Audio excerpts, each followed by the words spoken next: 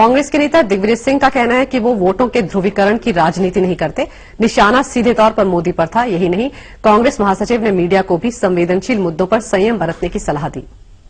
भारतीय राजनीति में इस वक्त कहा जाता है कि एक शख्स ऐसा है जिसके ऊपर वो मसल की you can love him, you can hate him, but you can not ignore him. हमारे साथ मौजूद हैं दिग्विजय सिंह साहब। दिग्विजय जी, इस समय तो BJP all guns blazing on you. जी, बड़ी मेहरबानी है उनकी, और मैं समझता हूं कि इतिहास में पहली बार हुआ होगा कि किसी एक पार्टी के नेताओं ने दूसरे पार्टी के लीडरशिप से अनुरोध किया है कि इन्हें पार्टी से निष्कासित कर दिया जाए।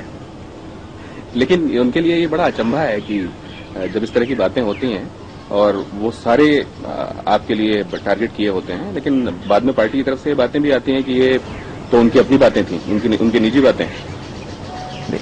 कुछ मसले पे हुआ, लेकिन इस मसले पे नहीं हुआ है। इस मसले पे पार्टी ने मुझे समर्थन दिया है।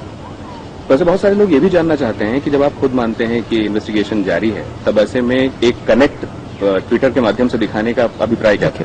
अभिप्राय ये था कि जब लगातार भारतीय जनता पार्टी की ओर से एक नियमित तौर पर, मैं तो इसमें मीडिया को भी दोष दूंगा, कि किसी भी घटना के आधे घंटे बाद किसी मुस्लिम या इंडियन मुजाहिदीन या लश्कर-ए-तोयबा का नाम आ जाता है, भाई आधे घंटे में आप लोगों को कैसे मालूम पड़ जाता है कि ये लोग उसके पीछे हैं?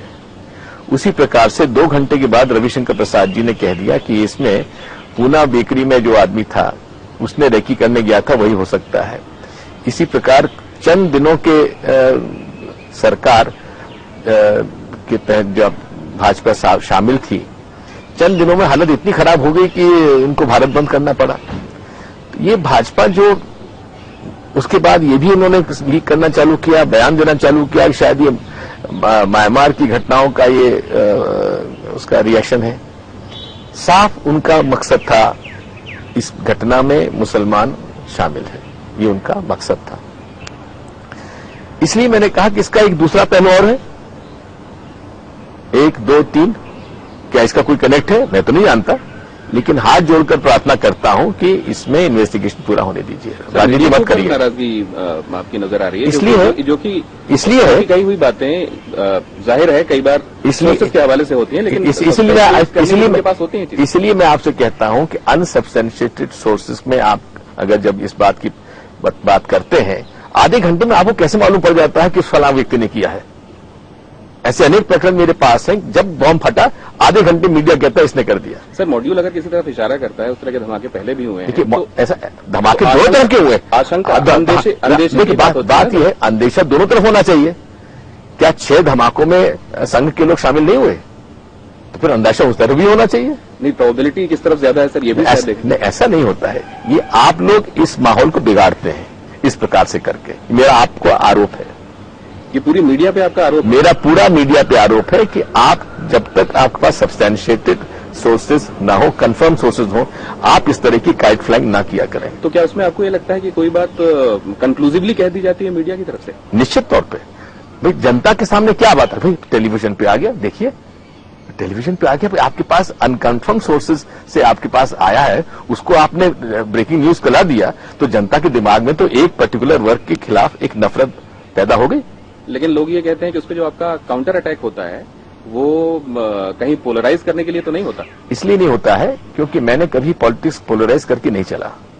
मैं एक अच्छा हिंदू हूं, और इन भाजपा के जितने नेता हैं उससे ज्यादा मेरा धर्म में विश्वास है।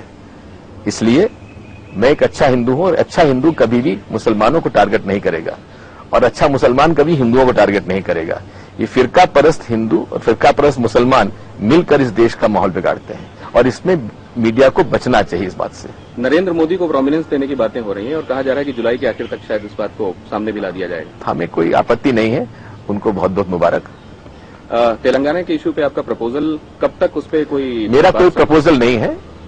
माननीय मुख्यमंत्री जी, उप मुख्यमंत्री जी और प्रदेश कांग्रेस कमेटी के अध्यक्ष, माननीय कांग्रेस पार्टी के हमारे अध्यक्ष और प्राइम मिनिस्टर साहब सबके सामने, कोर ग्रुप के सामने प्रेजेंटेशन देंगे, और जो निर्णय होगा उसका मैं पालन करूंगा।